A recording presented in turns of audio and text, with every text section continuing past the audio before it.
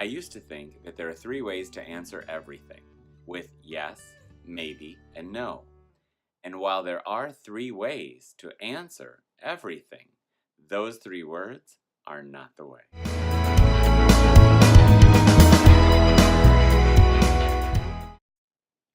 Growing up, I learned that mom was really good at making my values hers. So if I asked for something, she'd say, consider it done.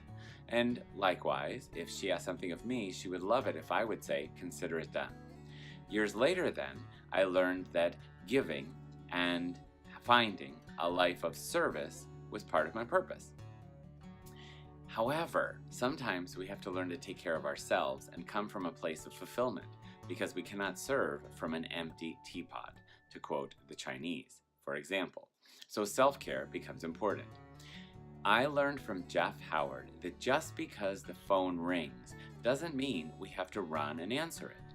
And that was the way I was brought up. Always answer the phone, see what someone needed, and then say, consider it done. But Jeff said, if you wait and if you find out what they want, because if it's important enough, they'll leave a message, then you can come back from a strong place and probably make the best answer.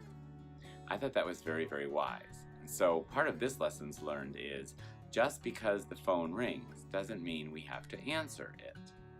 Then years later, I learned from my dear friend in Athens, Greece, Mary Calafolia, that sometimes an answer doesn't have to have words. And sometimes an answer doesn't have to have body language. Sometimes an answer can be silence.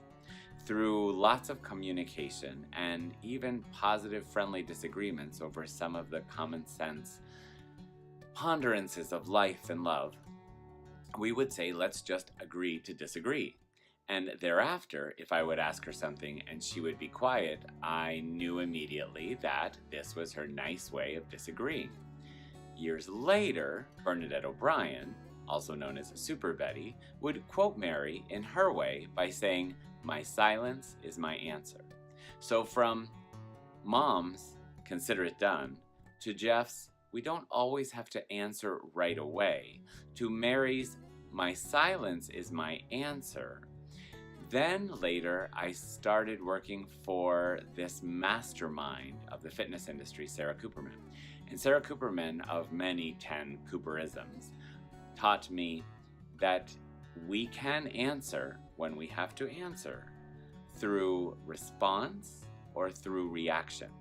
We can respond or we can react. And I've learned that it's better to take time and respond than do what comes to mind immediately with a reaction, which goes back to and reflects upon, consider it done, but maybe not right now, back to Jeff's answer the phone, maybe not right now, to sometimes my silence can be my answer, which may mean not that I'll never speak, but now I may take some time for me to formulate a response and find what is wisdom.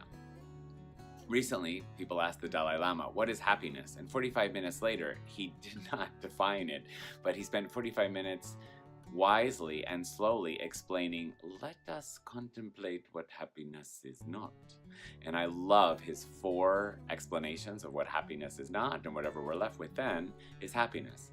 So this Lessons Learned is all about the 3 ways to answer when something needs an answer. As long as something's not in our spam and something gets to us, it is a wonderful thing to give some sort of answer. And the 3 ways to answer are to respond wisely, to react harshly or perhaps too quickly, or to do nothing at all and let silence be our answer. Then finally, I met Catherine Evie Hill in the mountains of Mykonos, Greece, a wise, wise woman who lives in Halada, which means peaceful village.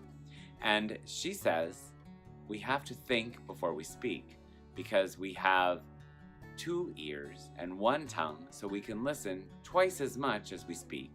And remember with think, T-H-I-N-K, before we open our mouths, we'll speak far less than otherwise we may if we make sure what's going to come out of our mouth is T, thoughtful, H, honest, I, insightful, N, necessary, and K, kind. When we're going to speak, if we think of all those things before we utter words, maybe our response or reaction or silence would be just a little more wise. So with love in my heart and a gratitude for letting me express one of my lessons learned with you thus far, I'm Lawrence. And I finish by asking you, in which ways every day do you have to answer? And when you answer, do you respond? Do you react? Or sometimes let silence be your answer?